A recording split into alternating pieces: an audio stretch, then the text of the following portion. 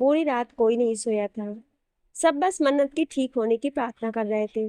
सुबह डॉक्टर कार्तिक मन्नत को चेक करने जाते हैं और कहते हैं कि इन्हें अभी तक होश नहीं आया। अगर जल्दी होश नहीं आया तो इनकी जान के लिए खतरा भी है। शायद ये कोमा में चली जाएं। ये सुनकर सब परेशान हो जाते हैं। बस एक विराज ही गुस्से में मन्नत के रूम में जाता है और उसके पीछे बाकी सब भी आते हैं। मन्नत के रूम में जाकर विराज उसे कहता है, क्या समझ लिया है तुमने सबको? सब यही तुम्हारी खातिरदारी में लगे रहेंगे और कोई काम नहीं है क्या किसी को? और तुम कब से इतनी कमजोर हो गई हो? याद करो, मैंने तुमसे कहा था कि तुम्हें कभी किसी के सहारे की जरूरत नहीं पड़ेगी। तुम्हें दूसरों का सहारा बनना है। पर यहाँ तो तुम खुद ही बीमार बनी बैठी हो। मुझे नहीं पता था कि मैंने एक ऐसी लड़की से प्यार किया है। मैं तो तुम्हें शेरनी समझता था, पर तुम इतनी कमजोर निकली कि इतना सा भी नहीं चल सकी मेरे साथ। तो पूरी जिंदगी कैसे गुजारोगी? इतना कहते कहते विराज की आंखें भर आती हैं। आदि उसे संभालता है और कहता है कि शांत हो जा यार। तभी मन्नत की आवाज आती है और वो विराज से कहती है कि सही कहा आपने। मैं आपके साथ अपनी पूरी जिंदगी कैसे गुजारूंगी? आप तो अभी से मुझ पे इतना गुस्सा कर रहे हैं, तो शादी के बाद तो रोज मुझ पे गुस्सा करेंगे और रोज हमारा झगड़ा होगा। मन्नत उससे ज्यादा कुछ कहती तभी विराज बिना एक पल गंवाए मन्नत को गले लगा लेता है और कहता है कि मैं आप पे कभी गुस्सा नहीं करूंगा। बस आप मुझे छोड़कर कहीं मत जाना। मैं आपके बिना नहीं जी पाऊंगा। I really love you. मन्नत भी उसे अपनी बाहों में भरते हुए कहती है कि आपको छोड़कर मैं कहाँ जाऊंगी। दोनों ये नहीं सोचते हैं कि उस समय उन दोनों के अलावा पूरी फौज थी वहां पर, जो उन दोनों को ही देख रहे थे। दोनों एक दूसरे से अलग होते उससे पहले ही कार्तिक विराज से कहता है कि अरे भाई, पहले मुझे भी तो अपने पैसे को चेक कर लेने दो। तब जाकर दोनों एक दूसरे से अलग होते हैं। तो कार्तिक मन्नत को चेक करता है और कहता है कि वैसे तो आप अब ठीक हैं, पर अभी भी कमजोरी है। पर अगर आप टाइम से खाना और दवा खाएंगी तो वो भी चली जाएगी। इतना कहकर कार्तिक वहां से निकल जाता है। मन्नत देखती है कि आज इतने समय बाद उसके मम्मी पापा यहाँ उसके सामने आए तो उसकी आंखें भर आती हैं और वो रोते हुए कहती है, सॉरी मम्मी पापा, मेरी वजह से आज आपकी जान भी खतरे में पड़ गई। मेरी वजह से ही आज आप सब इस सिचुएशन में थे। मुझे माफ कर दीजिए। वो इससे पहले कुछ और कहती कि उसके पापा ने उसके सर पर हाथ रखते हुए कहा कि माफी तो मुझे तुझसे मांगनी चाहिए। गुस्से में मैंने इतने दिनों तक तुझे खुद से दूर रखा, तुझे जरा भी समझने की कोशिश नहीं की। पर आज मेरी सारी गलतफहमी दूर हो गई है और ये सब सिर्फ विराज की वजह से हुआ है। आज अगर वो नहीं होता तो हम दोनों तेरे सामने सही सलामत नहीं होते। बाप बेटे के बीच सारी गलतफहमी दूर होते देख सबकी आंखें नम हो गई थी। अब वहां गंगा जमुना बहना शुरू होता है कि कार्तिक वापस से आकर कहता है कि चलो अब सब लोग घर जाओ। मन्नत को आराम की सख्त जरूरत है और आप लोग भी कल से यही हैं बिना कुछ खाए पिए। आप लोग जाइए, यहाँ हम सब हैं इसका ध्यान रखने के लिए। आदि सबसे कहता है कि कार्तिक ठीक कह रहा है, हम सबको घर जाना चाहिए। विराज आदि से कहता है कि तू सबको लेकर घर जा, मैं यहीं रहूंगा और मुझे बहस नहीं करनी है, तो तू कुछ बोलना भी मत। आदि, चल, अब तू किसी को भी तो बात मानेगा नहीं, तो तू यहीं रुक, हम सब फ्रेश होकर आते हैं। सबके जाने के बाद विराज मन्नत के पास ही बैठा रहता है और उसका हाथ अपने हाथ में लेकर कहता है कि अगर आज आपको कुछ हो जाता तो मैं भी जीते जी मर जाता। आप नहीं जानती हैं मैं कितना डर गया था। तभी मन्नत उसे गुस्से से टोकते हुए कहती, खबरदार, जो फिर कभी मरने की बात की तो मैं आपसे कभी भी बात नहीं करूंगी। विराज अपने कान पकड़कर कहता है कि सॉरी, इस बार माफ कर दीजिए, अब आगे से कभी भी ऐसा नहीं होने कहूंगा। मन्नत उससे कहती कि आप सॉरी मत कहिए। आज तो आपकी वजह से मेरे मम्मी पापा दोनों सही सलामत मेरे पास हैं।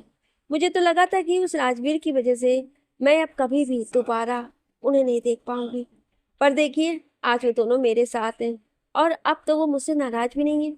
ये सब आपकी वजह से हुआ। I love you so much. Love you too, कहकर विराज उसके फोrehead पर किस करते हुए कहता है कि चलिए अब आप सो जाइए, आपको भी आराम की सख्त जरूरत है। तभी मन्नत उसका हाथ पकड़कर कहती है, ठीक है, पर आप मेरे पास ही रहिएगा। विराज उसके सिर पर हाथ रखते हुए कहता, पक्का, अब आप आंखें बंद करके सो जाइए। कुछ दिनों बाद कार्तिक मन्नत को डिस्चार्ज दे देता है। विराज और नताशा मन्नत को लेकर उसके घर जाती है, जहाँ उसके मम्मी पापा उसका इंतजार कर रहे होते हैं। घर पहुंचते ही मन्नत के पापा विराज से कहते हैं कि तुम्हारा बहुत बहुत शुक्रिया।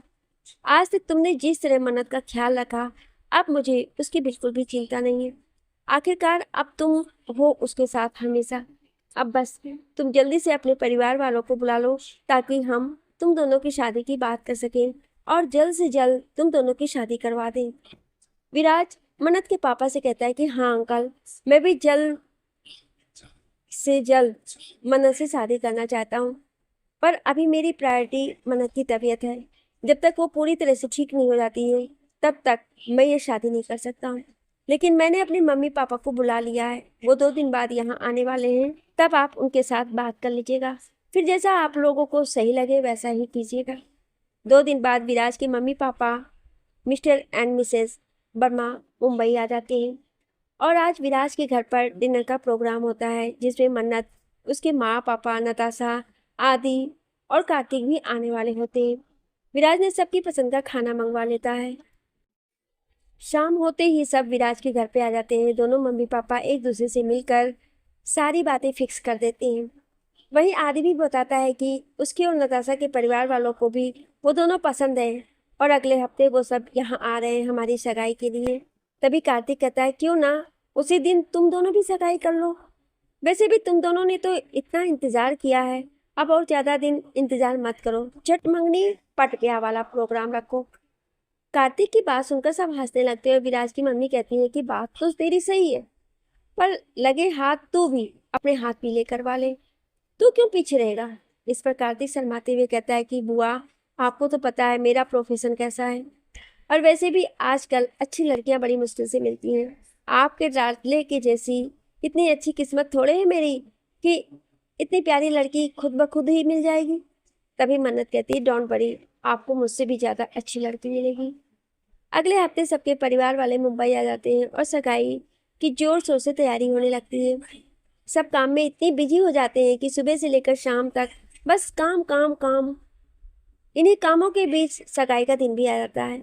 दोनों जोड़ियों की सगाई निर्विघ्न तरीके से हो जाती है। सगाई के सभी ने सोचा कि क्यों ना शादी की तारीख भी निकाल लिया जाए। पंडित जी ने शादी का मुहूर्त 1 महीने बाद का निकाला होता है, लेकिन तभी नताशा का फोन बजता है तो वो साइड में जाकर बात करने लगती है। बात खत्म करके जब वो वापस आती है तो उसके चेहरे पे 12 बजे होते हैं। तो आदि उससे पूछता है कि क्या हुआ, तुम्हारा मुंह लटक क्यों गया है, लगता है तुम्हें आज ही शादी करनी है, 1 महीने का इंतजार नहीं होगा तुमसे। नताशा उससे कहती है कि इंतजार तो अब शायद 2 साल का करना होगा, क्योंकि मुझे एक बहुत अच्छा ऑफर मिल रहा है। मुझे अमेरिका की एक कंपनी में जॉब करने का चांस मिल रहा है, पर वहाँ एक शर्त है कि वो काम मैं 2 साल से पहले नहीं छोड़ सकती हूँ। उसकी बात सुनकर आदि कहता है कि तो क्या हुआ, तुम्हारा करियर भी इम्पोर्टेंट है, और वैसे भी 2 साल तो यूं ही गुजर जाएंगे।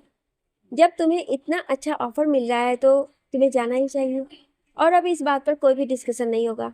अब तुम अपना काम खत्म करके आओ, तभी हम शादी करेंगे। तब तक विराज की शादी एंजॉय करें हम लोग, और क्या पता तब तक कार्तिक की जिंदगी में कोई पेशेंट आ जाए और परमानेंटली सेट हो जाए। तभी विराज कहता है कि नहीं यार, अब तो दोनों दोस्त साथ ही घोड़ी चढ़ेंगे। अब सगाई एक ही साथ हुई है तो शादी भी साथ ही होगी। लेकिन नताशा कहती है कि नहीं, हमारी वजह से तुम दोनों की शादी डिले नहीं होगी, तुम दोनों की शादी अगले महीने ही होगी। मुझसे बहस मत करना, नहीं तो मैं अमेरिका नहीं जाऊंगी। हार कर सबने उसकी बात मान ली। सगाई के बाद सब अपने अपने घर वापस चले गए, शादी की तैयारी करने लगे। अब सब अपनी रूटीन लाइफ में बिजी हो गए थे। एक दिन इसी तरह विराज अपने ऑफिस से थक कर घर पहुंचता है। तभी उसे आदि कॉल करके बताता है कि आज उसे अपने घर के लिए निकलना पड़ रहा है, क्योंकि उसके परिवार वालों ने कोई पूजा रखी है मेरे और नताशा के लिए, तो हम दोनों आज ही जा रहे हैं। तू अपना और मन्नत का ख्याल रखना।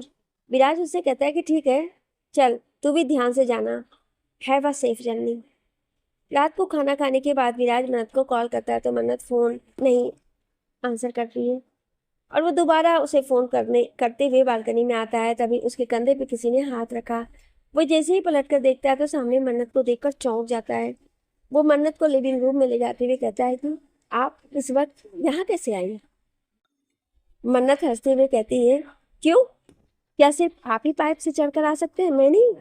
उसकी बात सुनकर विराज गुस्से में उससे कहता है कि लेकिन अभी आपको इस तरह नहीं आना चाहिए था। अगर आप गिर जाती या आपको कहीं कुछ लग जाती तो।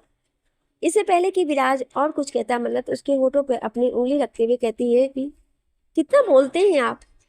एक तो मैं यहाँ इतनी मेहनत से आई हूँ और आप है कि गुस्सा कर रहे हैं मुझ पे। इतना कहकर वो मुंह फुलाकर दूसरी तरफ बैठ जाती है। उसे गुस्से में देखकर विराज उसके पास जाकर बैठ जाता है और कहता है कि सॉरी जान, पर वो बात ये है ना कि जब बात आपकी सेफ्टी की होती है तो मुझे और कुछ नहीं दिखता है सामने। बस इसीलिए आपसे थोड़ा गुस्से में बात कर ली। I am very sorry. जब मन्नत देखती है कि विराज इतने प्यार से माफ़ी मांग रहा है तो उसके गले लगते हुए कहती है कि कोई बात नहीं, वैसे भी मैं आपसे ज़्यादा देर गुस्सा नहीं रह सकती हूँ। कुछ देर तक दोनों इसी तरह एक दूसरे में खोए रहते हैं। तभी विराज उससे कहता है कि बताइए शादी के बाद हनीमून पे कहाँ जाना है। तो मन्नत कहती है कि आपके साथ तो हर जगह जाने के लिए मैं तैयार हूँ, जहाँ आप ले चलेंगे वहीं चलूँगी। तो बताइए आपने कोई जगह तो सोच रखी होगी तो आप बता भी दीजिए। विराज हंसते हुए कहता है कि वाह, आप तो मुझे काफ़ी हद तक समझने लगी हैं। वैसे बता दो कि मैंने मंसूरी का ट्रिप प्लान कर लिया है। तुम्हें पसंद नहीं तो बता दो, मैं प्लान चेंज कर दूँगी। मन्नत उससे कहती कि कोई ज़रूरत नहीं है, मुझे भी मंसूरी ही जाना था। तभी विराज उसका हाथ अपने हाथ में लेकर डांस के लिए पूछता है।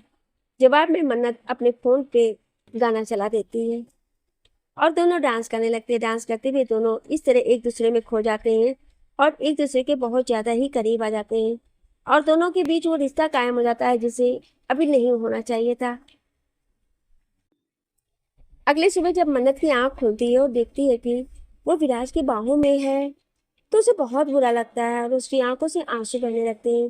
तभी विराज भी उठ जाता है और मन्नत से कहता है कि प्लीज़ आप ये मत और कुछ गलत मत समझिएगा। मैं जैसे कल आपके साथ था आज भी वैसे ही आपके साथ हूँ और आगे भी हमेशा साथ रहूँगा। उसकी बातें सुनकर मन्नत रोना बंद करती है और कहती है कि चलिए अब ऑफिस भी जाना है और मैं अब अपने घर जा रही हूँ, वहीं से ऑफिस चली जाऊँगी। और वो बिना कुछ सुने वहाँ से चली जाती है। मन्नत विराज के घर से निकलकर अपने घर आ जाती है। पूरे रास्ते वो बस कल की बात ही सोच रही थी और खुद को दोष दे रही थी कि क्यों उसने विराज को नहीं रोका। जो भी हुआ वो सही नहीं था। कहीं ना कहीं विराज भी गिल्टी फील कर रहा था और वो इस बात से ज़्यादा परेशान था कि कहीं मन्नत कुछ गलत न समझ ले। खैर, इसी कश्मकश में दोनों ऑफिस पहुंचते हैं। ऑफिस के सब लोगों को इन दोनों की एंगेजमेंट के बारे में पता चल ही गया था, तो ऑफिस में बस इन्हीं दोनों के बारे में बात हो रही थी। कुछ लड़कियां जल जल कर राख हो रही थी कि इतने दिनों से वो यहाँ है पर विराज ने एक बार भी उन्हें नहीं देखा और इसे आए हुए कुछ ही दिन हुए हैं और उसके साथ सगाई भी हो गई। मन्नत सबको इग्नोर करते हुए अपना काम करने लगती है और वहीं विराज भी ऑफिस में खुद को बिजी रखता है। उसे लगता है कि मन्नत अभी नाराज है तो उससे आराम से अकेले में बात करना चाहता है।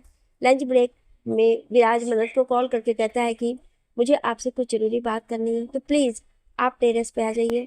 मन्नत बस ओके कहकर फ़ोन काट देती है। टेरेस पे जाते ही विराज मन्नत से कहता है कि आई एम वेरी सॉरी, आप प्लीज़ इस तरह परेशान मत रहिए। मैं जानता हूँ कि कल जो भी हुआ वो अभी नहीं होना चाहिए था। आप जानती हैं आपकी इज्जत मेरे लिए सबसे पहले है। मैं कभी सपने में भी आपके साथ कुछ गलत करने का नहीं सोच सकता हूँ। अगर आपको अभी भी लगता है कि मैंने कुछ गलत किया है तो आपको जो भी सजा देनी है दीजिए, मुझे मंजूर है। बस इस तरह चुप मत रहिए। मन्नत अभी भी चुप थी। वो धीरे धीरे विराज के पास जाती है और उसका हाथ पकड़कर कहती है कि जो भी हुआ वो दोनों की मर्जी से हुआ, तो आप खुद को दोष देना बंद कीजिए। अब जो हो गया उसे हम बदल तो सकते नहीं। अब आप ज़्यादा लोड मत लीजिए और चलिए अब नीचे, वरना कोई ऊपर आ गया और किसी ने हमें यहाँ साथ में देख लिया तो। मन्नत अपनी पूरी बात कहती है इससे पहले ही विराज उसे टोकती हुए कहता है कि देख लिया तो क्या हुआ, आखिरकार हम दोनों की सगाई हो गई है।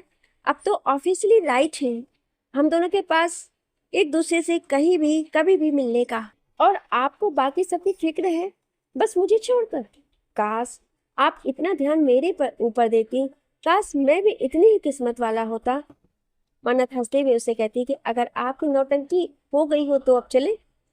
दोनों साथ में नीचे आते हैं और अपना काम करने लगते हैं। काम करते करते कब शाम हो गई दोनों को पता ही नहीं चला। विराज मन्नत से कहता है कि चलिए मैं आपको छोड़ देता हूँ। तो मन्नत उससे कहती है कि आप नीचे वेट कीजिए, मैं अभी आती हूँ। दोनों साथ में घर के लिए निकल जाते हैं। अगले दिन आदि और नताशा भी वापस आ जाती हैं और आते ही नताशा अमेरिका जाने की तैयारी में इतनी बिजी हो जाती है कि उसके बाद जो भी टाइम मिलता था वो शॉपिंग में चला जाता था। इस तरह शादी में बस एक हफ्ता रह जाता है, पर लड़कियों की शॉपिंग चलती ही रहती है। वो क्या है ना, कितना भी सामान ले ले पर दिल नहीं भरता है। दोनों के परिवार वाले भी यहाँ आ जाते हैं सारी तैयारी करने के लिए। आज दोनों का संगीत और मेहंदी का फंक्शन होता है और दोनों के परिवार वालों ने ये फंक्शन एक साथ करने का सोचा होता है और ये फंक्शन विराज के फार्म हाउस में ही होता है। आदि और कार्तिक ने मिलकर पूरे फार्म हाउस में सारी तैयारी कर दी होती है। सब लोग तैयार होकर हॉल में आ जाते हैं। धीरे धीरे सारे मेहमान, विराज और मन्नत के ऑफिस के लोग और दोस्त आने लगते हैं। आदि और कार्तिक सारी जिम्मेदारी बखूबी निभा रहे होते हैं, कहीं भी कोई कमी नहीं रहती है। मन्नत और नताशा मेहंदी लगवा रहे होते हैं और विराज वहीं दूर बैठकर मन्नत को प्यार से देख रहा होता है। ग्रीन कलर के लहंगे में मन्नत इतनी प्यारी लग रही थी कि विराज की नजरें उससे हटने का नाम ही नहीं ले रही थी। तभी कार्तिक उसके पास आकर कहता कि बस कर, इतना भी मत घूर भाभी को कि कहीं तेरी ही नजर ना लग जाए उनको। इतने में आदमी वहां आता है और कहता है कि अब तारना हो गया हो तो भाभी के लिए जो सरप्राइज प्लान किया है उसे भी दे दो। कार्तिक आदि से पूछता है कि क्या सरप्राइज है, मुझे भी बता। तो विराज कहता है कि डायरेक्ट देख ले। ये कहकर विराज वहां से चला जाता है। तभी 1 मिनट के लिए लाइट्स ऑफ हो जाती है और सब परेशान होने लगते हैं कि ये क्या हो गया। आदि और कार्तिक इतना समझ गए कि हो ना हो ये विराज का ही प्लान का हिस्सा है, तो दोनों चुपचाप खड़े रहे और सरप्राइज देखने के लिए इंतजार करने लगे। तभी मन्नत के ठीक सामने एक स्पॉट लाइट आकर रुक जाती है और मन्नत को अपना बर्थडे वाला दिन याद आ जाता है। जैसे ही सब उस तरफ देखते हैं तो सबको विराज की आवाज़ सुनाई देती है। विराज अपने हाथ में माइक लेकर कहता है कि ये सिर्फ आपके लिए। मुझे पता है कि मैं बहुत ही बेसुरा हूँ, पर फिर भी आपके लिए एक सरप्राइज है। Hope you like it. कच्ची डोरियों डोरियों डोरियों से मैंने तो बांध लिए, पक्की यारियों यारियों यारियों में होंदे न फासले। ये नाराजगी कागजी सारी तेरी, मेरी सोहत सुन लेत मेरी। दिल दिया गल्ला करांगे नाल नाल बह के, आँख नाले आँख ना लो मिला के। दिल दिया गल्ला है करांगे रोज रोज बह के, सच्चियां मोहब्बतां निभा के। विराज ने इतनी शिद्दत से गाना गाया कि सब उसकी आवाज में खो जाते हैं। विराज को इस तरह देखकर मन्नत की आंखों में आंसू आ जाते हैं। उसका तो मन करता है कि अभी यही विराज की गले लग जाए, पर सबकी होने की वजह से बेचारी ऐसा नहीं कर पाई। तब तक विराज उसके पास आता है और कहता है कि कैसा लगा आपको, आप रो रही हैं, इसका मतलब मैंने बहुत ही बुरा गाया। मन्नत उसे टोकते हुए कहती है कि आपने बहुत ही अच्छा गाया, इतना अच्छा कि मैं तो आप में ही खो गई। तभी आदि और कार्तिक आकर उनसे कहते हैं कि कुछ रोमांस की बातें शादी के बाद के लिए भी रख लो, अभी संगीत है तो उसे एंजॉय करो और करने दो, फिर तो तुम दोनों एक दूसरे में ही बिजी रहोगे। कार्तिक की बातें सुनकर सब हंसने लगते हैं। तभी नताशा मन्नत से कहती है कि चल, मुझे तुझसे कुछ जरूरी बात करनी है। उन दोनों के जाते ही विराज आदि और कार्तिक से कहता है कि तुम लोगों से मेरी खुशी देखी नहीं जाती, जब देखो कबाब में हड्डी बनने आ जाते हो। आदि हंसते हुए कार्तिक से कहता है, देखा कार्तिक, दोस्त दोस्त ना रहा, प्यार प्यार ना रहा। उसकी बातें सुन तीनों हंसने लगते हैं। सब कुछ सही चल रहा था। तभी नताशा आती है और कहती है कि लेडीज एंड जेंटलमैन, दूल्हे राजा की सिंगिंग तो आपने सुन ली, अब दुल्हन की बारी है। इतना कहकर नताशा चली जाती है और मन्नत के ऊपर स्पॉट लाइट आकर रुकती है और तभी गाना बजता है और मन्नत का डांस शुरू होता है। वो एक को हील दे नाल में कटे एक साल वे, मैनू कदे तालाई जिया कर तू शॉपिंग माल वे, मेरे नाल दियां सा पार्लर साज दियां रह दिया, हाय आई लाइट करा दे मेरे काले बाल वे। मन्नत जिस तरह डांस कर रही थी, विराज का तो मुंह खुला का खुला रह गया और उसकी आंखें तो बस एक जगह ही फिक्स हो गई। पलके झपकाना तो भूल ही गया था मन्नत को देखते हुए। तभी कार्तिक विराज को कहता है कि मुंह बंद कर ले, वरना मच्छर अंदर चला जाएगा। उसकी बात सुनकर विराज झेप जाता है। उसके बाद तो सबके सब डांस करने स्टेज पर आ जाते हैं। सबने जमकर डांस किया और सब खाना खाने जाते हैं। अब मन्नत और नताशा के हाथों में मेहंदी लगी होती है, तो उन्हें उनके वुड बी हबी खाना खिला रहे होते हैं। खाना खाकर सारे गेस्ट चले जाते हैं और जो परिवार वाले रहते हैं वो यहीं रहने वाले होते हैं। इतना डांस करने और फिर जमकर खाने के बाद सब सोने चले जाते हैं, सिवाय आदि, विराज, मन्नत, नताशा और कार्तिक के। आदि और कार्तिक ने टेरेस पे दोनों के लिए कुछ स्पेशल प्लान किया था। एक तरह से आप इसे बैचलर पार्टी भी कह सकते हैं। सबके सो जाने के बाद सब छत पे मिलने का बोलकर चले जाते हैं। वहाँ की सजावट देखकर विराज और मन्नत बहुत ही ज़्यादा खुश हो जाते हैं, पर बाकी लोग अभी तक आए नहीं थे, तो हमारे हीरो का रोमांस करने का एक और मौका मिल गया और वो इसे कहाँ छोड़ने वाला था। मन्नत को अकेला देखकर विराज उसे हक करते हुए कहता है कि आपकी मेहंदी का रंग तो बहुत गहरा रचा है। मन्नत उससे कहती है कि अब आप मुझसे इतना प्यार करते हैं तो रंग तो गहरा होना ही था। वैसे इस मेहंदी में आपका नाम भी छुपा हुआ है, आपने नोटिस नहीं किया। वो दोनों इस तरह बात कर रहे होते हैं कि तभी पीछे से किसी की आवाज़ आती है और दोनों झट से अलग हो जाते हैं।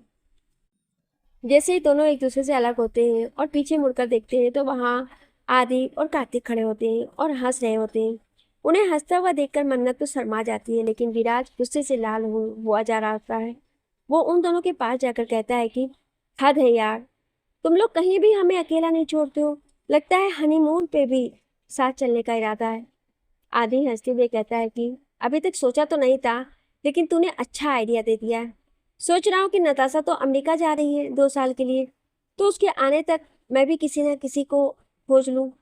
उसके इतना कहने की देर ही थी कि पीछे से नताशा, जो कि उसकी बातें चुपचाप सुन रही थी, सामने आकर कहती है कि 2 साल के लिए क्यों, जिंदगी भर के लिए खोज लो ना। मुझे भी तुम्हारे जैसे पागल से छुटकारा मिल जाएगा। कोई तुमसे बेटर इंसान मिलेगा मुझे, जिसे मेरी वैल्यू होगी, और वो तुम्हारी तरह दूसरी लड़कियों के बारे में नहीं सोचेगा। अब तो आदि की हालत खराब हो गई। बेचारा कहाँ विराज के मजे ले रहा था, उसे कहाँ पता था कि उसका ही बैंड बज जाएगा। वो नताशा से कहता है कि सॉरी, मैं तो बस मजाक कर रहा था। तुम तो जानती हो कि तुम्हारे अलावा मेरी लाइफ में कोई भी नहीं है। मैं तो सिर्फ तुमसे ही प्यार करता हूँ। पर नताशा का तो पारा चढ़ा हुआ था, तो वो कुछ सुन ही नहीं रही थी। वो गुस्से में वहां से जाने लगती, तभी आदि उसका हाथ पकड़कर कहता है कि हमें तुमसे प्यार कितना ये हम नहीं जानते, मगर जी नहीं सकती तुम्हारे बिना। अब बस, आदि के इतना कहती नताशा उसके गले लग जाती है और कहती है कि खबरदार, जो फिर कभी किसी और के बारे में सोचा तो मैं तो जान ले लूंगी तुम्हारी और उसकी भी। तुम सिर्फ मेरे हो, समझे। आदि भी उसे अपनी बाहों में भरते हुए कहता है कि अरे, मैं बस मजाक कर रहा था, पर तुम्हें बुरा लगा उसके लिए सॉरी। अब दोनों को इस तरह देखकर विराज कहता है कि मेरी कबाब में हड्डी बनकर अपना रोमांस लगा रहे हो। चलो, अब जिस काम के लिए यहाँ आए हो वो भी कर लें। फिर सबने मिलकर प्लान किया कि वो लोग ट्रुथ एंड डेयर खेलेंगे। सबसे पहले कार्तिक ने बॉटल घुमाई और बॉटल आकर नताशा के सामने आकर रुकी, तो आदि नताशा से पूछता है कि ट्रुथ या डेयर, तो नताशा डेयर चूज करती है। तो आदि उससे कहता है कि आज तुम्हें मेरे लिए डांस करना होगा, तो नताशा उठकर गाना गा देती है। तुझसे मन नहीं भरता, अब तू ही करता धरता, तुझसे मन नहीं भरता, अब तू ही करता धरता, और तू पानी तक पीने ना दे, पीने ना दे। नताशा को इस तरह डांस करते देख आदि की आंखें तो खुली की खुली रह जाती हैं। उसके बाद बोतल कार्तिक की तरफ आकर रुक जाती है और विराज कार्तिक से कहता है कि तुझे तो मैं ऑप्शन भी नहीं दूंगा, अब जो भी पूछूंगा उसका जवाब देना होगा सच सच। कार्तिक उसकी बात मानकर कहता है कि ठीक है, जो पूछना है पूछ ले। विराज उससे कहता है कि ये बता, मुझे इतना तो पता है कि तेरी लाइफ में कोई तो थी जिसे तू बहुत पसंद करता था, पर फिर क्या हुआ जो तू अभी तक सिंगल ही चल रहा है। तो सुन, वो मेरी जिंदगी थी, पर हमारे बीच में कुछ गलतफहमी की वजह से आज हम दोनों दूर हैं। मुझे तो ये भी पता नहीं कि वो कहाँ है। काश मैं उसे दोबारा मिल सकूं तो एक बार उसे माफ़ी मांग लूं और उसे वापस अपनी ज़िंदगी में लाने की कोशिश करूंगा। तभी आदि उससे पूछता है कि अच्छा, पर ये तो बता कि उसका नाम क्या है। कार्तिक उससे कहता है कि उसका नाम पंखुड़ी है। अपने बारे में बात करते हुए कार्तिक की आंखों में आंसू हो जाते हैं। तो मन्नत उससे कहती है कि अगर आप दोनों का प्यार सच्चा है तो वो आपसे जरूर मिलेगी। सब लोग इस तरह बात करते रहे होते हैं कि तभी विराज की मम्मी वहां आ जाती है और उन सबको कहने लगती है कि तुम सब अभी तक जाग रहे हो? कल हल्दी है, याद भी है या नहीं? चलो अब सो जाओ, वरना कल सब सोते हुए हल्दी लगाएंगे। सब अपने अपने कमरे में सोने चले जाते हैं। बस कार्तिक की आंखों में नींद गायब थी। वो बस पंखुड़ी के बारे में सोच रहा था कि तुम कहाँ हो। काश एक बार मैं तुमसे दोबारा मिल सकूं, अपने किए के लिए माफी मांग सकूं। उसके बारे में सोचते सोचते सुबह हो जाती है। सुबह सब हल्दी की तैयारियों में बिजी थे। मन्नत ने येलो कलर की साड़ी पहनी थी और फूलों से अपना श्रृंगार किया हुआ था और साथ ही टियारा भी पहना था। वहीं दूसरी ओर विराज ने भी येलो कलर का ही कुर्ता पहना था, जिसमें हमारा हैंडसम मुंडा और भी ज्यादा हैंडसम और डैशिंग लग रहा था। बाहर गार्डन में दोनों की हल्दी की रस्में चल रही थी। तभी एक 5 साल का बच्चा वहां दौड़ कर आते हुए मन्नत को गले लगाते हुए कहता है कि हाय मासी। उसके पीछे एक लड़की दौड़ती हुई आती है और कहती है कि तुम कभी भी नहीं सुनोगे ना मेरी बात, जब देखो तब शैतानी। वो बच्चा उसे कहता है कि चिल मॉम, मैं इतनी भी शैतानी नहीं करता हूँ जितना आपको लगता है। आपको तो बस मुझे डांटने का मौका मिलना चाहिए। मैं इतना क्यूट सा बच्चा हूँ और एक आप हो कि बस गुस्सा ही करो मुझ मासूम पे। हाँ तुम मासूम हो और मैं तो पागल हूँ ना, जो तुम्हें बेवजह डांटती रहती हूँ। वो उससे पहले और कुछ कहती तभी मन्नत उसे कहती कि पंखुड़ी, तुम दोनों का हो गया या अभी और बाकी है? अब बाद में डांट लेना मेरे चैम्प को। हाय चैम्प, कैसे हो? मैं तो ठीक हूँ मासी, आप कैसे हो?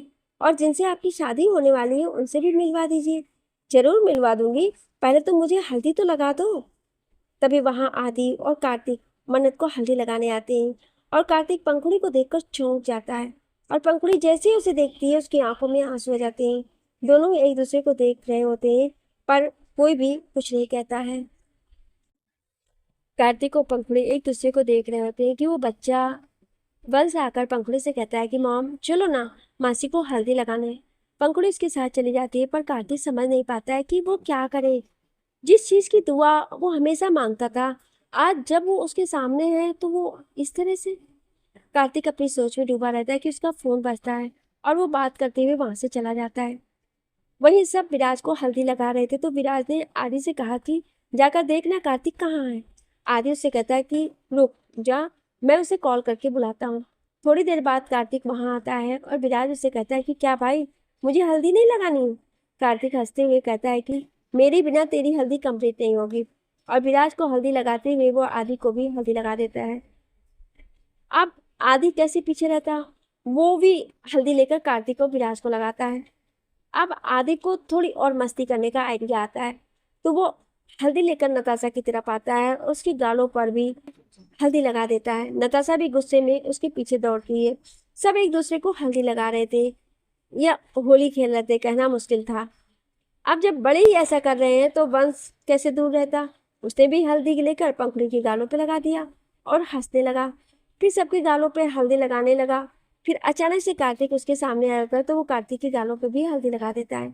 कार्तिक उससे कुछ पूछता उससे पहले ही पंखुड़ी उसे अपने साथ ले जाती है। सब सोचते हैं कि इसे क्या हो गया। अब सब नहा धोकर अपने अपने कमरे में थे। कार्तिक पंखुड़ी के कमरे के बाहर खड़ा था और सोच रहा था कि पंखुड़ी से कैसे बात करे। तभी वंश वहां आ जाता है और कार्तिक को देखकर पूछता है कि आप यहाँ मेरे रूम के बाहर क्या कर रहे हैं? कार्तिक वंश से कहता है कि कुछ नहीं, मैं तो बस यहाँ से जा ही रहा था। वैसे तुम यहाँ अकेले क्यों आए हो? तुम्हारे पापा नहीं आए? मेरे पापा हमारे साथ नहीं रहते हैं। बस इतना कहकर वहां से चला जाता है। कार्तिक सोचे पड़ जाता है। वहीं पंखुड़ी मन्नत और नताशा से बात कर रही होती है। मन्नत उससे कहती है कि तू पहले क्यों नहीं आई? तू हमारी सगाई में भी नहीं आई। उस टाइम तूने कहा था कि तू शादी में 1 हफ्ते पहले ही आ जाएगी, पर देखो तो मैडम बस अपनी शक्ल दिखाने आई है। सॉरी यार, तू तो जानती है ना, मेरा प्रोफेशन ही ऐसा है। मैं कितना बिजी रहती हूँ, इतने सारे पेशेंट, इतने सारे केस, फिर भी तेरे लिए यहाँ आ ही गई हूँ। और एक तो ये वंश भी मुझे चैन से बैठने नहीं देता है। दिन ब दिन इसकी शरारतें बढ़ती जा रही हैं। हर रोज स्कूल से एक नई कंप्लेंट आती है इसकी। नताशा उससे कहती है कि चिल कर यार, बच्चा है वो, अभी शरारत नहीं करेगा तो क्या हम करेंगे? और हम सब तो आज भी इतनी शरारत करते हैं, तो वो फिर तो बहुत मासूम है। और तू अकेले कितना कुछ करेगी? कितनी बार कहा कि लाइफ में आगे बढ़ और शादी कर ले, पर लगता है तू आज भी वहीं अटकी हुई है। क्या हुआ था वो तो तूने किसी को बताया भी नहीं। पर अब आगे बढ़ अपनी लाइफ में, अपने लिए ना सही, कम से कम वंश के लिए। उसका तो सोच, उसे भी तो अपने पापा की कमी महसूस होती होगी। और अब तो वो स्कूल भी जाने लगा है। वहां दूसरे बच्चों के पापा को देखकर उसका भी तो दिल में सवाल आता होगा कि उसके पापा उसके साथ क्यों नहीं रहते। और जैसे जैसे वो बड़ा होगा, उसके सवाल भी तो बढ़ेंगे ही। उसकी बातें सुनकर पंखुड़ी कुछ कह नहीं पाई। तभी बंस वहां आया और कहने लगा, मॉम, मुझे आइसक्रीम खानी है। नताशा उसे अपने साथ ले गई, ये कहकर कि तुम मेरे साथ चलो, मैं तुम्हें आइसक्रीम देती हूँ। अब बस वहां मन्नत और पंखुड़ी ही थे। मन्नत उससे कहती कि नताशा ने जो भी कहा वो सच है। तू सारा दिन हॉस्पिटल में इतनी बिजी रहती है, बंस भी अपने पापा को मिस करता होगा। तू शादी क्यों नहीं कर लेती? मैं तो यही कहूंगी कि इस बारे में जल्दी से सोच। चल, अब तो रेस्ट कर, मैं चलती हूँ। वहीं कार्तिक बहुत चुपचाप बैठा होता है। आदि और विराज भी उससे कहते हैं कि क्या बात है, आज तो इतना शांत क्यों बैठा है? कोई परेशानी है तो बता। कार्तिक उन दोनों से कहता है कि ऐसी कोई बात नहीं है। तभी वहां आइसक्रीम खाते हुए वंश आता है। उसे देखकर सबके फेस पे एक बड़ी सी स्माइल आ जाती है, क्योंकि वो आइसक्रीम खा कम रहा था और फेस पे लगा ज्यादा रहा था। आदि उसके पास आते हुए उसके मुंह साफ करते हुए कहता है कि तुम यहाँ अकेले अकेले क्यों घूम रहे हो? हम बॉयज की टीम में रहो। तो वंश फटाक से कहता है कि नहीं, मैं अपनी मॉम और मासी की टीम में ही रहूंगा। विराज आदि से पूछता है कि ये कौन है? तो आदि कहता है कि ये मन्नत की कजिन पंखुड़ी का बेटा है। विराज आदि से कहता है कि जो भी बोल, बट है बहुत क्यूट। कार्तिक भी वंश को देख रहा होता है और कुछ सोच रहा होता है। तभी उसके फोन पर किसी का फोन आता है और वो सबसे अलग होकर बात करते हुए चला जाता है। आदि और विराज दोनों सोच रहे होते कि अचानक इसे हो क्या गया है, आज थोड़ा अलग अलग क्यों बर्ताव कर रहा है। पंखुड़ी अपने रूम में बैठी कुछ सोच रही होती, तभी कार्तिक वहां आ जाता है। पंखुड़ी उसे देखकर उससे कुछ कहती, उससे पहले ही कार्तिक उसका हाथ पकड़कर उसे बिठाते हुए कहता है कि प्लीज मेरी बात सुनो। पिछले 5 सालों से तुमसे माफी मांगना चाहता था, पर तुम बिना कुछ बताए ही मुझसे दूर चली गई। कम से कम एक मौका तो देती मुझे। माना कि मैंने बहुत गलत इल्जाम लगाया था, पर वो सब मैंने गलतफहमी का शिकार होकर किया था। पंखुड़ी उससे कहती कि तुमने मेरी जिंदगी बर्बाद कर दी और अब उम्मीद करते हो कि मैं तुम्हें माफ कर दूं ताकि दोबारा मुझे हर्ट कर सको।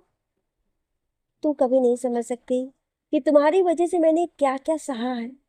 आज तुम मुझसे माफी मांग रहे हो, और जिस वक्त मुझे तुम्हारी जरूरत थी उस वक्त तुमने क्या किया? क्या तुम मेरे 5 साल मुझे वापस कर सकते हो? नहीं ना। तो मैं भी तुम्हें माफ नहीं कर सकती।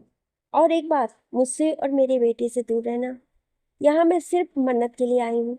अगर मुझे पहले पता होता तो मैं यहाँ कभी नहीं आती। तो अब मुझसे और वंश से दूर ही रहना तुम। मैं नहीं चाहती कि तुम्हारी वजह से मेरा बेटा हर्ट हो जाए।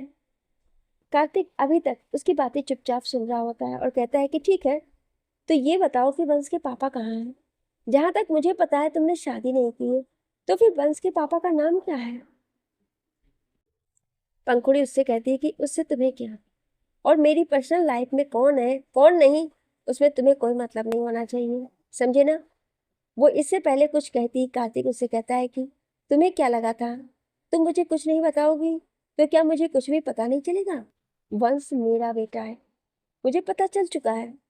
वैसे तो मुझे ये बात कभी भी पता नहीं चलती, पर मेरी किस्मत देखो, आज ही तुम मुझे इतने दिनों बाद मिली, और आज ही विकास का भी कॉल आया था और उसने मुझे सब कुछ बता दिया है।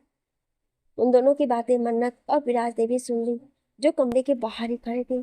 पर उन दोनों की बातें सुनकर उन्होंने वहां से जाना ही सही समझा और दोनों चले गए वहां से, ये सोचकर कि दोनों आपस में बात करेंगे तो सारी गलतफहमी खुद ब खुद दूर हो जाएगी। वहीं कार्तिक की बातें सुनकर पंखुड़ी रोने लगी। कार्तिक उससे कहता है कि बताओ, वंश किसका बेटा है? मुझे सब जानना है।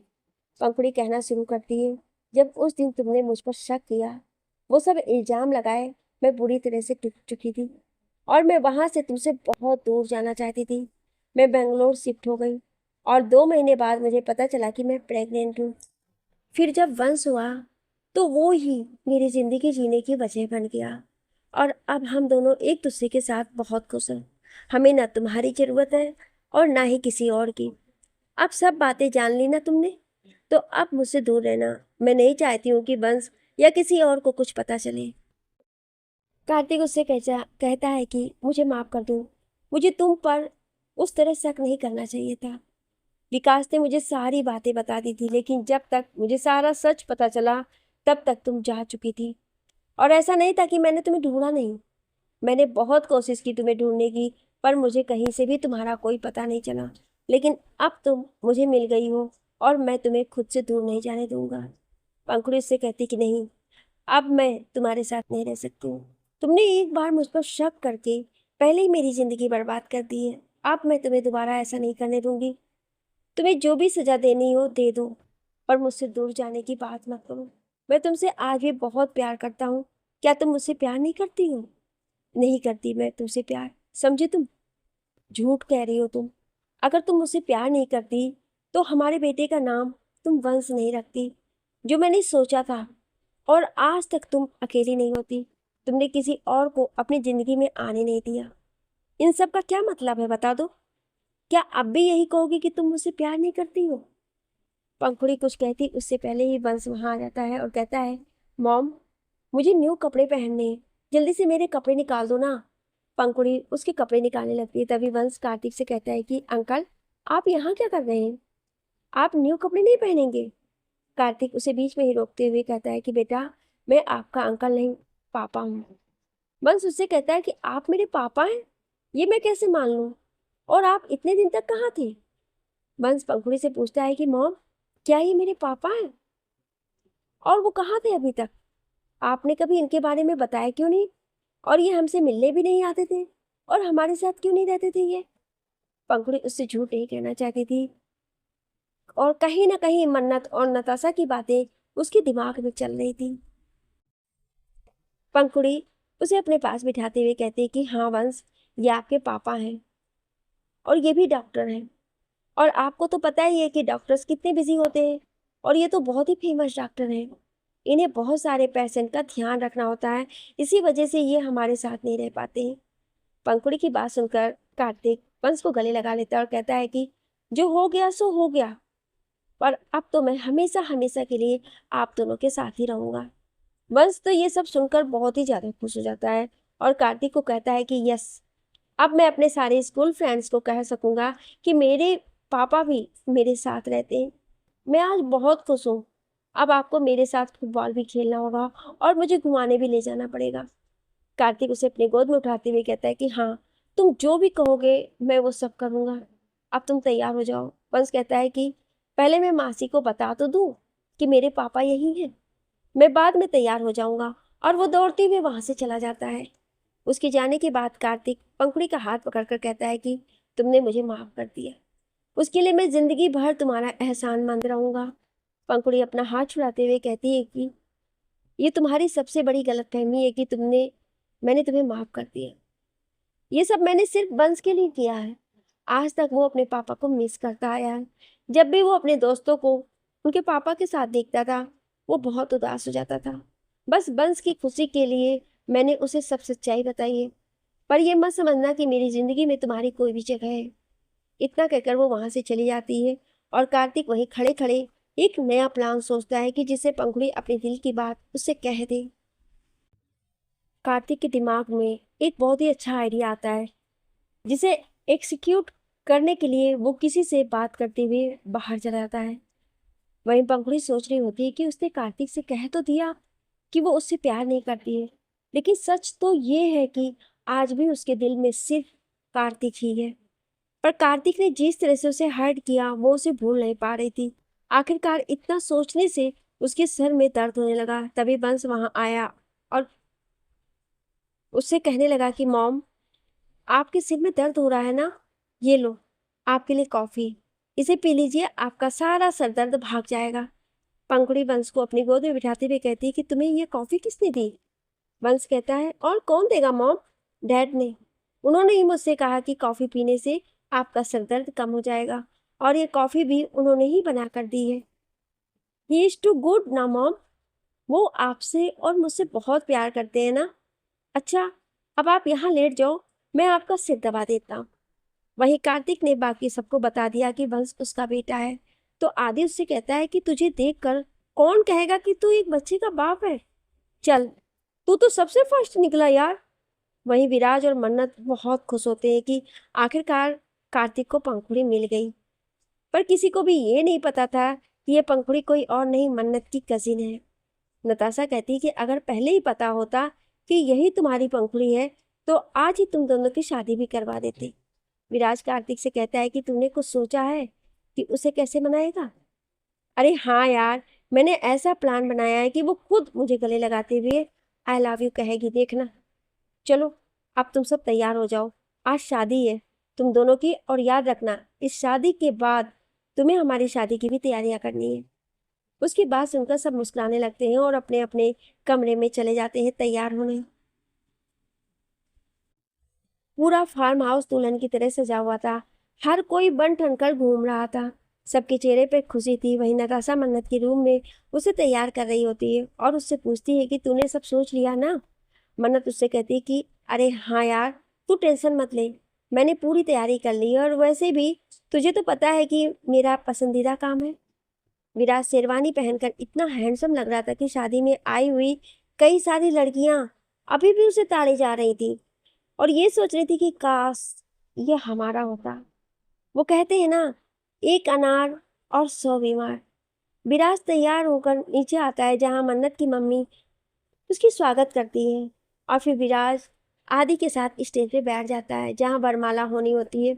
विराज मन ही मन बहुत खुश होता है कि आज फाइनली उसकी और मन्नत की शादी होने वाली है। आज वो दोनों हमेशा हमेशा के लिए एक होने वाले हैं। उसके चेहरे पे से तो स्माइल जा ही नहीं रही होती है। तभी पूरे फार्म हाउस की लाइट चली आती है। आदि अपने सर पर हाथ रखते हुए कहता है कि इसकी शादी में बिना लाइट गए हुए कुछ होता ही नहीं है। तभी गाना बजते हुए मन्नत की एंट्री होती है वो हैंडसम सोना सबसे मेरे दिल को गया लेकर, मेरी नींद चुरा ली उसने और ख्वाब गया देकर। अब ये नैना बोले यार, बोले यही लगातार, कोई चाहे कितना रोके करूंगी प्यार, मेरे सैया सुपरस्टार, ओ मेरे सैया सुपरस्टार। हर कोई मन्नत की तारीफ कर रहा था और विराज विराज ने तो कभी सपने में भी नहीं सोचा था कि मन्नत ऐसा कुछ करेगी, वो भी उसकी शादी वाले दिन।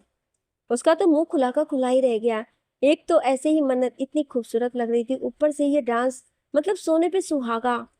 आदि उसके पास आकर कहता है कि मुंह बंद कर ले, कहीं मच्छर ना अंदर चला जाए, वो तेरी ही है और आज तेरी ही शादी है।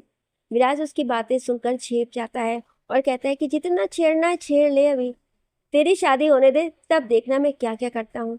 आदि फटाक से कहता है कि तब तक तू तो एक बच्चे का बाप बन जाएगा और उसके डायपर चेंज करेगा, देख लेना। और दोनों हंसने लगते हैं। तभी वहाँ मन्नत और नताशा वहाँ आ जाते हैं और नताशा आदि को उठाकर मन्नत को बिठाते हुए कहती है कि आज के दिन तो अपने दोस्त को छोड़ दो, उसकी शादी है आज। विराज और मन्नत साथ में इतने अच्छे लग रहे होते कि सबकी नज़र उन पर से हट ही नहीं रही होती है। तभी विराज की माँ आकर दोनों को काजल का टीका लगाती हुई कहती है कि इतने सारे लोगों ने नज़र लगा रखी है, अब तुम दोनों को किसी की नज़र नहीं लगेगी। मन्नत नताशा से कहती है कि जाकर देखना पंखुड़ी और वंश कहाँ रह गए, अभी तक आए नहीं। नताशा दोनों को ढूंढने के लिए जाती है और उसके पीछे पीछे आदि भी चला जाता है। विराज मन्नत से कहता है कि आज से ज़्यादा खूबसूरत आप कभी नहीं लगी। दिल तो कर रहा है कि आपको अभी भगा कर ले चलूं, पर अब जब इतने सारे लोगों को बुला लिया है शादी में, तो क्यों उनका यहाँ आना बेकार करूं। मन्नत उसकी बातें सुनकर शर्मा रही होती है। पंखुड़ी वंश को तैयार कर रही होती है कि नताशा और आदि वहाँ आ जाते हैं और कहते हैं कि तुम अभी तक तैयार नहीं हुई, जल्दी से तैयार हो जाओ, वहाँ वरमाला का टाइम होने वाला है। पंखुड़ी वंश को तैयार करने के बाद उसे नताशा और आदि के साथ भेज देती है और खुद रेडी होने लगती है। पंखुड़ी तैयार होकर रूम से निकलने वाली होती है कि उसके फ़ोन पे किसी अननोन नंबर से कॉल आता है। वो ये सोचकर फ़ोन रिसीव करती है कि शायद किसी पेशेंट का कॉल हो या कोई इमरजेंसी हो, लेकिन फ़ोन उठाते ही उसे दूसरी तरफ से आवाज़ आती है कि यहाँ कार्तिक नाम के आदमी का एक्सीडेंट हो गया है, आप यहाँ चले आइए, वो बहुत सीरियस है। ये सब सुनकर तो पंखुड़ी को कुछ भी समझ नहीं आ रहा था कि वो क्या करे। वो बिना किसी को बताए वहां से निकलकर उस आदमी के बताए हुए जगह पे पहुंच जाती है। वहां जाकर वो देखती है कि उसके सामने एक घर होता है जहाँ उसे आने के लिए कहा जाता है। उस घर के अंदर जाने पर वो कार्तिक को आवाज़ लगाती है, पर वहाँ कोई भी नहीं होता है कि अचानक से पीछे से दरवाज़ा बंद होता है। पंखुड़ी पीछे पलट कर देखती है कि कार्तिक वहाँ सही सलामत खड़ा होता है। उसे देखते ही पंखुड़ी रोते हुए उसके गले लग जाती है और कहती है कि तुम ठीक तो हो? मुझे किसी का कॉल आया था, उसने कहा था कि तुम्हारा एक्सीडेंट हो गया है। तुम्हें कुछ हुआ तो नहीं है ना? अगर तुम्हें कुछ हुआ हो जाता तो आज मैं भी जीते जी मर जाती। इतना कहते ही वो फूट फूट कर रोने लगती है। कार्तिक भी उसे अपनी बाहों में भरते हुए कहता कि अगर इतना ही प्यार करती हो तो खुद कबूल करने में इतना टाइम क्यों लगा दिया? मानता हूँ कि पहले मैंने बहुत बड़ी गलती की है, लेकिन मेरे दिल में तब भी सिर्फ तुम थी और आज भी सिर्फ तुम ही हो। अब मुझे माफ कर दो। मैं तुमसे और वंश से अब दूर नहीं रह सकता हूँ। पंखुड़ी उससे अलग होते हुए कहती है कि इसका मतलब ये सब तुमने जानबूझकर किया है। तुमने ही मुझे यहाँ बुलाया है। कार्तिक दोबारा उसे अपने पास खींचते हुए कहता है कि उसके लिए सॉरी, पर अगर मैं ऐसा नहीं करता तो तुम कभी भी अपने दिल की बात मुझसे नहीं कहती। तुमने मेरे पास कोई ऑप्शन ही नहीं छोड़ा था, तो मैं क्या करता? और अगर सच में तुम्हें कुछ हो जाता, तब तुमने सोचा है कि मेरा और वंश का क्या होता तुम्हारे बिना? तुम सच में बहुत बुरे हो। मुझे तुमसे कोई बात नहीं करनी है और ना ही तुम्हारी शक्ल देखनी है। इतना कहकर वो वहां से जाने वाली होती है कि कार्तिक उसका हाथ पकड़कर उसे रोक लेता है और फिर अपने घुटनों पर बैठकर कान पकड़कर कहता है, आई एम वेरी सॉरी। बस ये लास्ट टाइम माफ कर दो। आज के बाद फिर कभी भी ऐसा नहीं करूंगा। पंखुड़ी अभी भी रो रही होती है। रोते हुए वो कार्तिक के पास आती है और एक जोर का थप्पड़ मारती है। कार्तिक तो बेचारा अपना गाल पकड़कर वहीं बैठ जाता है। उसे समझ ही नहीं आता कि पंखुड़ी ने ये थप्पड़ क्यों मारा। पंखुड़ी उससे कहती है कि थप्पड़ उसके लिए जो तुमने मुझे सॉरी कहने में 5 साल वेस्ट किए। कार्तिक कुछ और समझता उससे पहले ही एक और थप्पड़ उसके गाल पे पड़ता है और वो पंखुड़ी की तरफ देखता है लाचार नजरों से। पंखुड़ी उससे कहती है कि थप्पड़ इसलिए कि आज तुमने ये सब ड्रामा किया। वैसे तो और भी कई थप्पड़ बाकी है, पर इन 2 थप्पड़ से ही तुम्हारा गाल लाल हो चुका है और शायद आज के लिए इतना ही काफी है। नहीं तो शादी में सब तुमसे यही पूछेंगे कि तुम्हारा गाल इतना लाल क्यों है, और तुम उन्हें ये भी नहीं बता पाओगे कि तुम्हें किसने थप्पड़ मारे और क्यों मारे। कार्तिक तो अभी भी अपना गाल पकड़कर बैठा ही होता है। पंखुड़ी उसके पास आती है और उसके गाल की तरफ अपना हाथ बढ़ाती है, जिसे कार्तिक को लगता है कि शायद अभी और एक पड़ेगा, जिसकी वजह से वो अपनी आंखें बंद कर लेता है। पर उसे महसूस होता है कि पंखुड़ी के नरम नरम होंठ उसके गाल को छू रहे हैं। वो अपनी आंखें खोलता और देखता है कि पंखुड़ी अपने कान पकड़कर उससे माफी मांगती है। सॉरी, मैंने तुम्हें बहुत जोर से थप्पड़ मारा। वो कुछ और कहती उससे पहले ही कार्तिक ने उसे अपनी बाहों में भर लिया और कहा कि अब ये माफी मांगना बंद करो। तुमने कुछ भी गलत नहीं किया। तुमने मुझे माफ किया, उससे ज्यादा मुझे कुछ नहीं चाहिए। तुम्हारे साथ रहने के लिए तो मैं जिंदगी भर तुमसे थप्पड़ खा सकता हूँ। पंखुड़ी उसके गले लगकर रोने लगी। कार्तिक उसे चुप कराते हुए कहता है, प्लीज अब रोना बंद करो। अगर वंश को पता चला कि तुम मेरी वजह से रो रही हो तो वो मुझसे नाराज हो जाएगा, और अब मैं तुम दोनों को नाराज नहीं कर सकता। उसकी बातें सुनकर पंखुड़ी रोना बंद करती है और कहती है कि अब चले, वहाँ शादी में सब हमारा इंतजार कर रहे होंगे और वंश भी हमें ढूंढ रहा होगा और पता नहीं कितनी शैतानी कर रहा होगा। कार्तिक उसे टोकते हुए कहता है कि अरे यार, मेरा बेटा है, वो तो शैतानी तो करेगा ही ना। तुम्हारा बेटा है तभी तो मुझे इतना परेशान करता है। बिल्कुल तुम पे ही गया है। उसकी हर एक आदत तुम पे ही गई है। अच्छा, अब मेरे बेटे की बुराई बाद में करना। अब जल्दी से यहाँ से निकलते हैं, वरना हम विदाई के बाद ही पहुंचेंगे। दोनों वहां से विराज के फार्म हाउस के लिए निकल पड़ते हैं। वहां फार्म हाउस में वंश कार्तिक और पंखुड़ी को खोजता है, पर वो दोनों उसे कहीं नहीं मिलते हैं। तो वो वहीं एक कोने में गुमसुम होकर बैठ जाता है। नताशा की नजर जब उस पर पड़ती है तो उसके पास जाकर उससे पूछती है कि तुम यहाँ अकेले क्यों बैठे हो? तो वो कहता है कि मॉम डैड पता नहीं कहाँ हैं। मैं उन्हें कब से ढूंढ रहा हूँ, पर वो मुझे कहीं भी नहीं दिख रहे हैं। क्या आपको पता है कि वो कहाँ है? नताशा उससे कहती है कि वो लोग बस आने ही वाले होंगे, तुम ज्यादा चिंता मत करो। लेकिन बंस गुस्से में कहता है कि मैं बात ही नहीं करूंगा उन दोनों से। दोनों मुझे छोड़कर पता नहीं कहाँ चले गए हैं। आने दो, उन दोनों को तब देखता। नताशा समझ जाती है कि ये अब कुछ नहीं कुछ नया ही करेगा। इसलिए वो पंखुड़ी को कॉल करती है, पर पंखुड़ी तो अपना फ़ोन अपने कमरे में छोड़ जाती है और कार्तिक का फ़ोन तो आउट ऑफ कवरेज रहता है, तो दोनों में से किसी से बात नहीं हो पाती है। नताशा बंस को लेकर आइसक्रीम खिलाने ले जाती है जिससे उसका मूड ठीक हो जाए। कुछ देर बाद कार्तिक की गाड़ी फार्म हाउस तक पहुंचती है। दोनों गाड़ी से निकलकर अंदर आने लगती हैं। जब नताशा बंस के साथ होती है, दोनों को साथ में खुश देखकर नताशा मन ही मन बहुत खुश होती है कि चलो, इनका सियापा भी ठीक हो गया। पर अभी वंश नाम का तूफान आना बाकी था। वो दोनों वंश के पास आते हैं, लेकिन वंश उन्हें देखकर दूसरी तरफ मुंह कर लेता है और नताशा से कहता है कि आप उन दोनों से कह दो कि मुझे उनसे बात नहीं करनी। कार्तिक उसे अपनी गोद में उठाकर कहता है कि क्या हुआ तुम्हें चैन, तुम गुस्सा क्यों हो, क्या हमसे कोई गलती हो गई। पर वंश कुछ नहीं कहता है। पंखुड़ी भी उसके पास आते हुए कहती, क्या हुआ वंश, बात क्या है वो तो बताओ। वंश गुस्से में कहता है कि आप दोनों मुझे बिना बताए कहाँ गए थे। आपने ये नहीं सोचा कि मैं आपको खोज रहा हूँ। मुझे भी आपके साथ जाना था, लेकिन आप तो बिना बताए चले गए। पंखुड़ी उसे अपने पास बिठाते हुए कहती है कि वी आर वेरी सॉरी बेटा, पर हमें गिफ्ट लेने जाना पड़ा। अब हम दोनों तो ऐसे ही जल्दी जल्दी आ गए शादी में, लेकिन गिफ्ट तो देना चाहिए ना, बस इसीलिए हम लोग गिफ्ट लेने चले गए।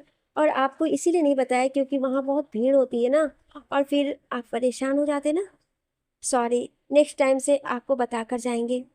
वंश उसे टोकते हुए कहता है कि इस बार का तो ठीक है, पर मॉम आपको तो पता है ना कि मैं आपके बिना कभी नहीं रहता, तो नेक्स्ट टाइम से मैं भी आपके साथ चलूँगा।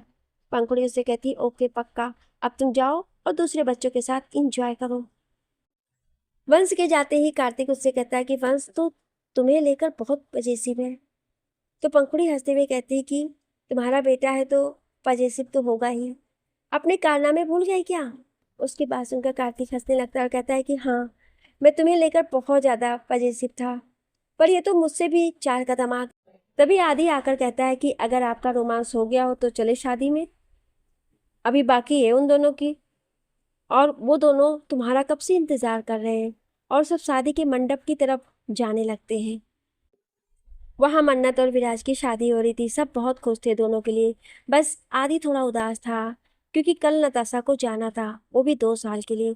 वो चाहता तो नहीं था कि नताशा जाए, पर ये उसके कैरियर का सवाल था, तो उसे रोकना भी नहीं चाहता था। पर इस तरह का क्या करे। धीरे धीरे शादी की सारी रस्में पूरी हो गई थी। वहीं वंश पंखुड़ी और कार्तिक के साथ बैठकर शादी एंजॉय कर रहा था। शादी हो जाने के बाद विराज और मन्नत ने सभी बड़ों के पैर छूकर आशीर्वाद लिए। सबके आशीर्वाद लेने के बाद मन्नत और विराज ने पंखुड़ी और कार्तिक से कहा कि तुम दोनों के लिए एक सरप्राइज है, तो अब जल्दी से तुम दोनों यहाँ मंडप में आ जाओ। उन दोनों को कुछ भी समझ नहीं आ रहा था, दोनों सबका मुंह देख रहे थे। कार्तिक ने विराज से कहा कि हंसता ही रहेगा या कुछ बताएगा भी, हम दोनों को मंडप पे क्यों बुला रहा है। आदि उन दोनों का हाथ पकड़ते हुए कहता है कि डॉक्टर बन गया है, पर अभी भी अकल की कमी है तुझमें। मंडप में किसी जोड़े को क्यों बुलाया जाता है शादी करने के लिए, आपको समझ आया, या लिख के दे दूंगा तब समझ आएगा। विराज और मन्नत उन दोनों के पास आकर कहते हैं कि अब जब तुम दोनों के बीच सारी गलतफहमी दूर हो गई है तो अब इंतजार क्यों करना, शादी तो करनी ही है, तो कल करे सो आज, और आज करे सो अब वाला फार्मूला अपनाओ और आज ही शादी कर लो। कार्तिक ने पंखुड़ी की तरफ देखा क्योंकि वो उसकी मर्जी भी जानना चाहता था। पंखुड़ी ने भी शर्मा कर अपनी आंखें नीची कर ली। फिर क्या, चट मंगनी तो हुई नहीं, पर पट ब्याह जरूर हो गया। देखते ही देखते दोनों शादी के पवित्र बंधन में बंध गए, और इस शादी से सबसे ज्यादा खुश तो वंश था। उसका कहना था कि उसके किसी भी दोस्त के मॉम डैड की शादी में वो लोग नहीं थे, पर वंश ऐसा इकलौता था जो अपने मॉम डैड की शादी में शामिल हुआ है। सब कोई बहुत खुश थे। अब आया विदाई का टाइम। हालांकि मन्नत के मम्मी पापा बहुत खुश थे कि उनकी बेटी को इतना अच्छा लाइफ पार्टनर मिला है, पर फिर भी ये ऐसा टाइम है कि हर माँ बाप की आंखों में आंसू आ ही जाते हैं। मन्नत भी अपने पापा के गले लगकर बहुत रोती है। उन दोनों को देखकर सबकी आंखें नम हो जाती हैं। विराज आगे आकर कहता है कि पापा आप चिंता मत करिए, मैं मन्नत को हमेशा खुश रखूंगा। वैसे आपके जितना तो ध्यान नहीं रख पाऊंगा, पर कोशिश यही रहेगी कि वो हमेशा खुश रहे। विराज की बात सुनकर वो विराज को गले लगाते हुए कहते हैं कि मुझे पूरा विश्वास है कि तुम इसे मुझसे भी ज़्यादा खुश रखोगे। खैर, इन सब के बाद सब अपनी गाड़ी से अपने अपने घर की तरफ निकल जाते हैं। बंस तो कार्तिक की गोद में ही सो जाता है। पंखुड़ी भी अब बहुत ज़्यादा थक गई होती है, तो वो भी कार में ही सो जाती है। वहीं दूसरी गाड़ी में विराज और मन्नत एक साथ होते हैं। विराज और मन्नत बहुत खुश होते हैं कि फाइनली दोनों की शादी हो गई। दोनों की आंखों में कई सारे सपने होते हैं। सब कोई खुश होते हैं कि आखिरकार सब कुछ अच्छे से निपट गया, और उनके साथ साथ कार्तिक और पंखुड़ी की भी शादी हो जाती है। अब बस उन्हें आदि और नताशा की शादी का इंतजार होता है। अपने घर पहुंचते पहुंचते सुबह हो जाती है। आज नताशा को अमेरिका के लिए निकलना है, और सभी उसे एयरपोर्ट पर सी ऑफ करने के आए थे। वैसे तो आदि हमेशा ही खुश खुश रहता है, पर आज वो काफी चुपचाप रहता है। सब उसका मूड सही करने की कोशिश करते हैं, पर उसके चेहरे पर हंसी नहीं आती है। नताशा की आंखों में भी आंसू आ जाते हैं आदि से दूर जाने की वजह से। खैर, नताशा सबसे गले मिलकर आदि की तरफ जाती है, और बाकी सब भी उन दोनों को अकेला छोड़कर बाहर आ जाते हैं। सबके जाते ही नताशा आदि के गले लगकर रोने लगती है और कहती है कि अपना ध्यान रखना, और खाना टाइम से खाना, और सबसे जरूरी बात, किसी और लड़की की तरफ आंख उठाकर भी मत देखना। मैं वहां रहूंगी इसका मतलब ये नहीं कि तुम कुछ भी करो। उसकी बातें सुनकर आदि कहता है कि इतने सारे ऑर्डर्स तुम मुझे देकर जा रही हो, और रो भी खुद रही हो। रोना तो मुझे चाहिए। उसकी बातें सुनकर नताशा हंसने लगती है, और हंसते हुए कहती कि अब इस जन्म में तो तुम्हें मुझे ही झेलना पड़ेगा। उसे अपनी बाहों में और भी ज्यादा कसते हुए आदि कहता है कि मुझे तो हर जन्म में तुम ही चाहिए। अब जैसे भी हो मेरी ही हो। अच्छा सुनो, अब जाओ और वहाँ अपना ध्यान रखना, और रोज मुझे कॉल करना और वीडियो चैट भी। इतना कहकर आदि उसके फोरहेड पर किस करता है और उसे जाने को कहता है। नताशा के जाने के बाद भी आदि वहीं खड़ा रहता है। तभी वंश वहां आ जाता है और कहता है कि आप टेंशन मत लो, जब तक मासी नहीं आ जाती तब तक मैं आपके साथ हूँ। उसकी बात सुनकर सब हंसने लगते हैं। एक हफ्ते बाद आदि विराज और कार्तिक से कहता है कि तुम दोनों की नई नई शादी हुई है, तो तुम्हें हनीमून पे जाना चाहिए। विराज और कार्तिक उससे कहते हैं कि अरे यार, अभी तो तू यहाँ अकेला है, तुझे छोड़कर कैसे जा सकते हैं हम। आदि उनकी बात सुनकर बहुत गुस्सा हो जाता है और कहता है कि नहीं, मुझे कुछ नहीं पता, तुम लोग बस परसों जा रहे हो। विराज ने तो पहले ही बुकिंग करवा ली है, और कार्तिक तुम्हारी टिकट सेल हो, और वंश की चिंता मत करना, वो मेरे साथ रहेगा तब तक। अब मुझे कोई बहस नहीं करनी है। अगर तुम लोग नहीं गए तो मैं तुम दोनों से बात नहीं करूंगा। हार कर उन दोनों ने आदि की बात मान ली, और वो दोनों निकल पड़ते हैं अपने अपने हनीमून के लिए। चारों वहाँ बहुत घूमते हैं, बहुत इंजॉय करते हैं। एक हफ्ते बाद सब लौट कर आ जाते हैं। यहाँ वंश भी आदि के साथ बहुत इंजॉय करता है। इसी तरह दिन बीतते जा रहे थे, और देखते देखते 2 साल बीत जाते हैं, और नताशा आज आने वाली होती है। उसे लेने सिर्फ आदि ही जाता है, क्योंकि बाकी सबका कहना था कि उन दोनों को कुछ टाइम अकेले में देना चाहिए। पूरे 2 साल बाद नताशा को देखकर आदि उसे वहीं एयरपोर्ट में ही दौड़ते हुए गले लगा लेता है। नताशा भी बिना देरी के उसकी बाहों में समा जाती है। कुछ दिनों बाद सबकी मौजूदगी में इन दोनों की शादी भी हो जाती है, और ये दोनों भी हमेशा हमेशा के लिए एक हो जाते हैं। नताशा और आदि की शादी धूमधाम से हो जाती है। घर में खुशियों का माहौल छा जाता है। हर तरफ सिर्फ हंसी मजाक, गाने बजाने और जश्न का रंग बिखरा होता है। शादी के बाद जब सभी नए रिश्ते अपनी जिंदगी में रमन लगते हैं, तो धीरे धीरे समय और भी खूबसूरत होने लगता है।